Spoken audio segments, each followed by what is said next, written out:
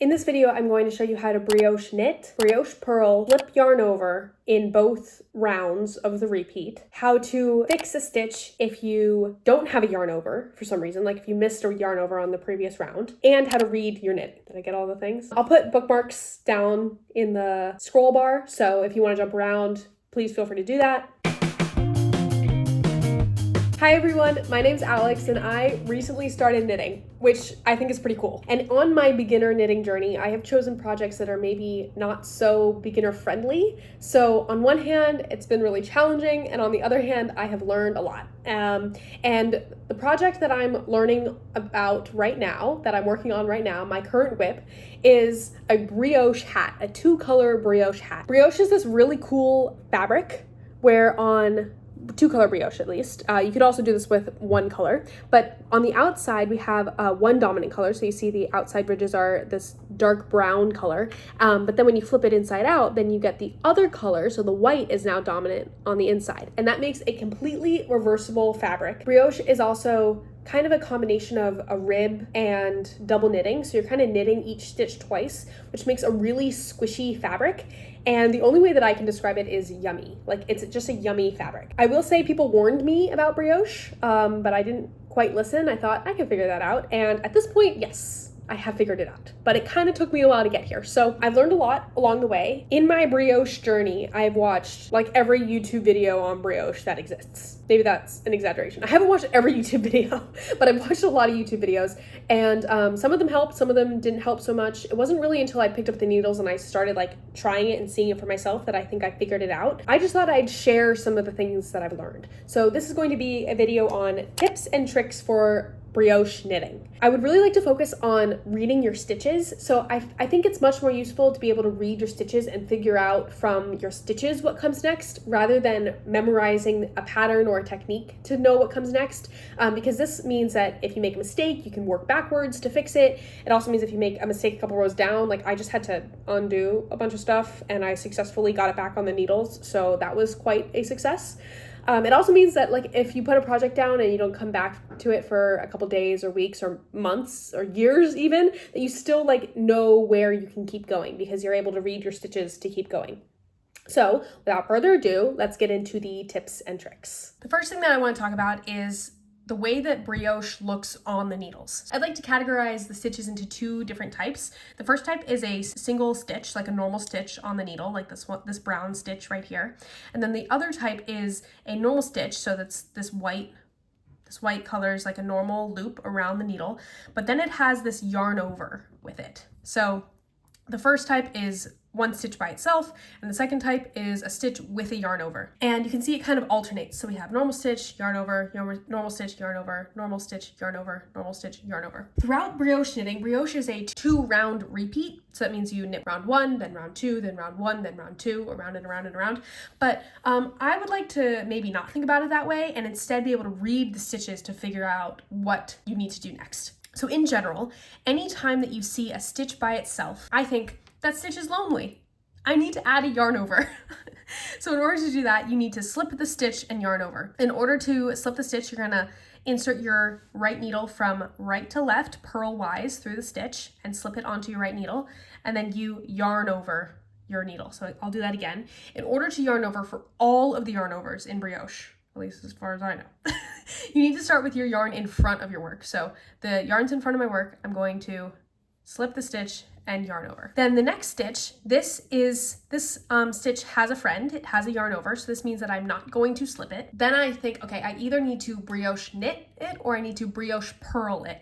And all that means is I either need to knit it or purl it. And the way that I know whether I knit or purl is the column that's underneath it. So brioche has all of these knit columns. You can see all these V's are the ones that rise up in front. And then I'm going to call them all these purl columns, where on the opposite side, this purl column is a knit column on the other side, just like regular rib. Because the stitch with a yarn over is above a purl column, I'm going to brioche purl, which means I'm going to insert my right needle from right to left and just purl it normally. The only difference between a brioche purl and a regular purl is that a brioche purl, you purl both yarns together. Let's just keep going. So this stitch is by itself, which means I need to slip it. My yarn is already in front, so I'm going to slip the stitch and yarn over.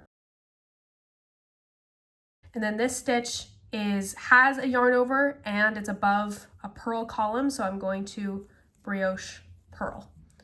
And you just keep doing that all the way around the round. It'll be the same for the whole round. So slip, yarn over, brioche purl.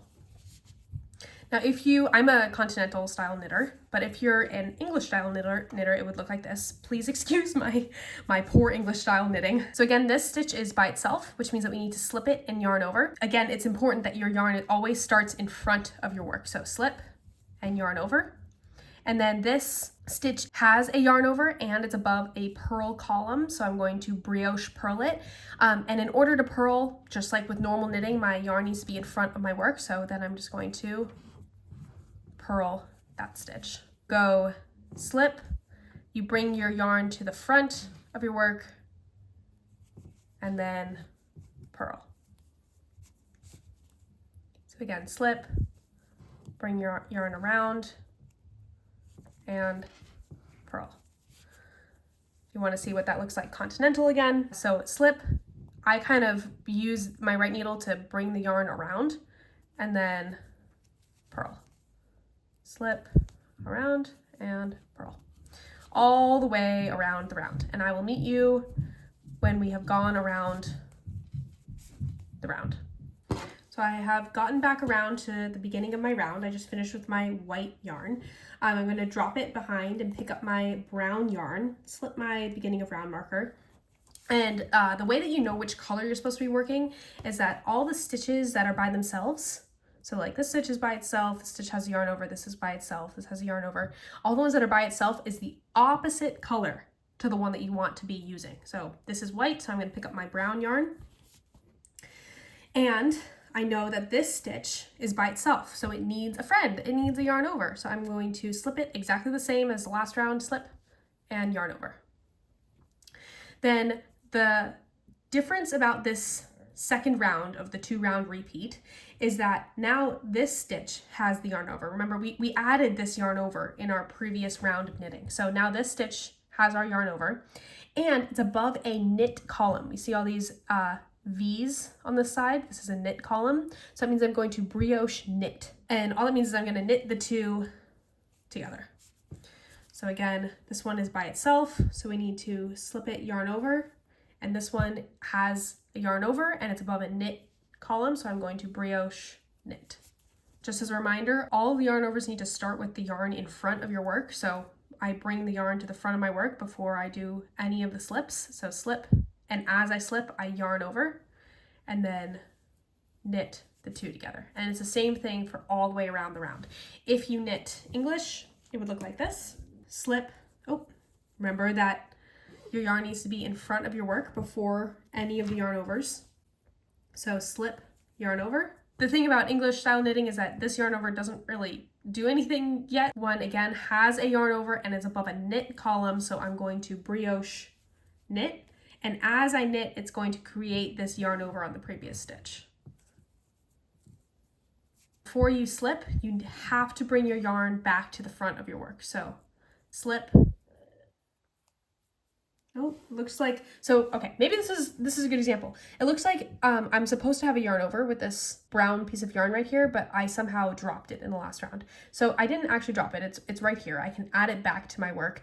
And this is just kind of a little finicky. You need to bring the stitch off of your left needle, pick up your yarn over. The yarn over always goes from, if you look at, the way that I like figure out how to fix things is I look at other places that it happens. So this is another yarn, the white yarn over, and it starts in the back.